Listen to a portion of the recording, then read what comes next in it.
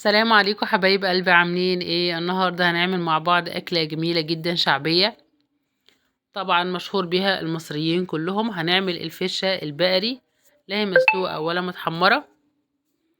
هنعملها بطريقه جميله جدا باذن الله، هتجربوها وهتعجبكم.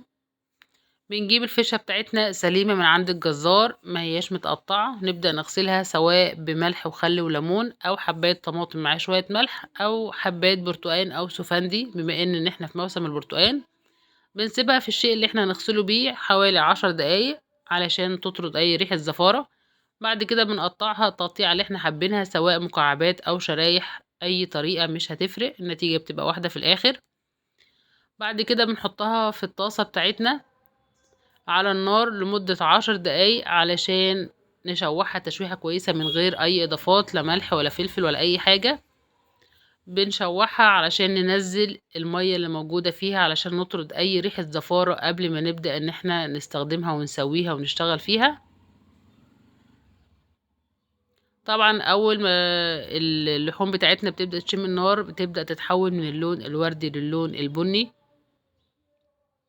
هنبدأ نشوحها على النار 10 دقايق، سواء هنتني نقلب فيها تقليب مستمر وهي مكشوفة، او هتغطيها ال10 دقايق دول، بس حذاري ان هي تشرب المية اللي نزلتها، لان احنا اصلا عاملين الخطوة دي علشان نتخلص من المية اللي فيها نسبة زفارة. انا قلبتها كده من غير ما اغطيها 10 دقايق علشان تنزل ميتها كلها. زي ما احنا شايفين بدأت تنزل مية لونها بني. طبعا بتبقى مش مستحب ان هي تستوي بيها، في ناس بتسلقها نص سلقة وبعدين بتبدأ تسويها. انا بشوحها 10 دقايق بس، وابدأ اصفي المية اللي بتنزل منها دي كلها. بعد كده هحطها في مصفى واشطفها شطفة كويسة بمية من الحنفية، علشان اتأكد ان ما عادش فيها اي اثر من المية اللي هي نزلتها. بنشطفها بقى لحد ما المية تبدأ تبقى نظيفة معانا. زي ما احنا شايفين كده بدأت تنزل الالوان بتاعتها اللي هي نزلتها على النار. بنسيبها بقى تتصفى في المصفى حوالي 10 دقايق بعد ما شطفناها بالمية كويس.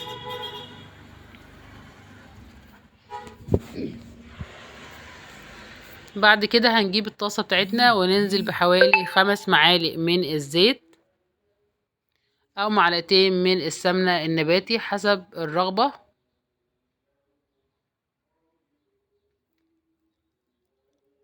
هننزل معلقة كبيرة من الثوم المفروم. اول ما الزيت يسخن معانا هننزل بالثوم، نشوحه تشويحة خفيفة كده يدوبك ريحته تبدأ تظهر معانا. هننزل بقرن فلفل حامي متقطع حسب الرغبة، لو حابة تستبدليه بفلفل بارد عادي. هنقلبه تقليبة كده سريعة.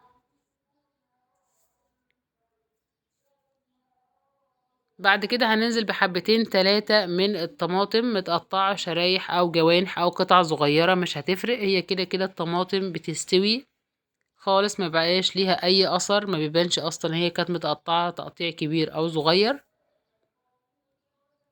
هنبدأ بقى نشوح الطماطم بتاعتنا مع الفلفل والثوم، نديها صدمة كده.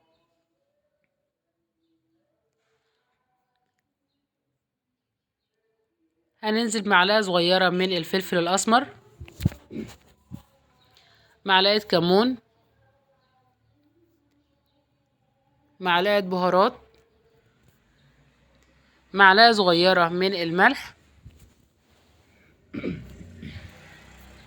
هنبدأ نقلب المكونات كلها على بعض لحد ما الطماطم تبدأ تدبل معانا شوية. لو حابين ان انتوا تزودوا اي نوع بهارات انتوا حابينه، دي حسب الرغبة. انا استكفيت بالفلفل والكمون والبهارات العادية وشوية الملح.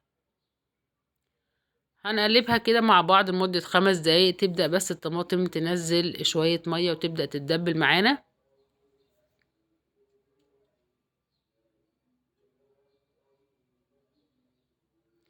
بننزل بقى بالفشة بتاعتنا بعد ما اتغسلت كويس واتصفت.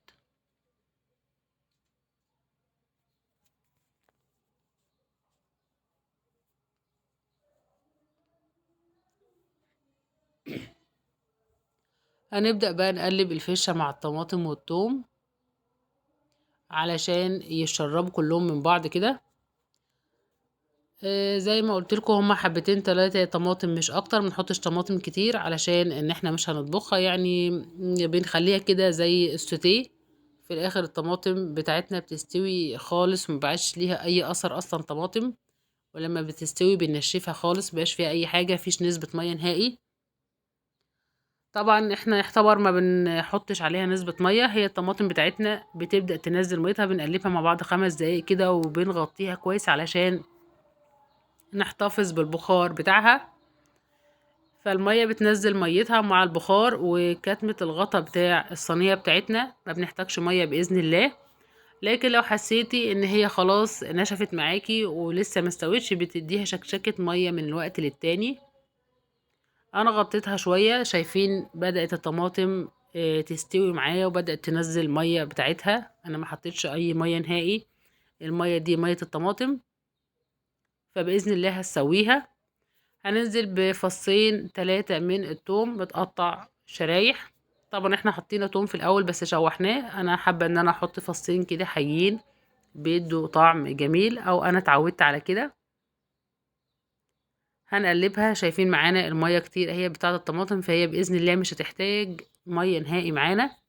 بس اهم حاجه ان انتي تحكمي الغطا بتاعها علشان تحتفظي بالبخار كله، ما تحتاجيش اي ميه، لان احنا عارفين الاكل اللي بيزود ميه كتير طعمه بيتغير، بيبقى مش لطيف، بيمسخ زي ما بيقولوا كده. هي كده خلاص بدأت تستوي معايا، بنشفها بقى خالص، مبقاش فيها اي نسبة الميه اللي احنا شايفينها دي. بتتنشف خالص بنقدمها. بعد ما استوت بقى بنقدمها في الاطباق. طبعا الاساسي بتاعها العيش والطحينة والبطاطس المحمرة، المخلل، الشيبسي، وحابين تقدموا معاها رز بتبقى جميلة جدا. اتمنى الفكرة تعجبكم، واتمنى ان انا اكون افدتكم، ويا رب تعجبكم وتجربوها.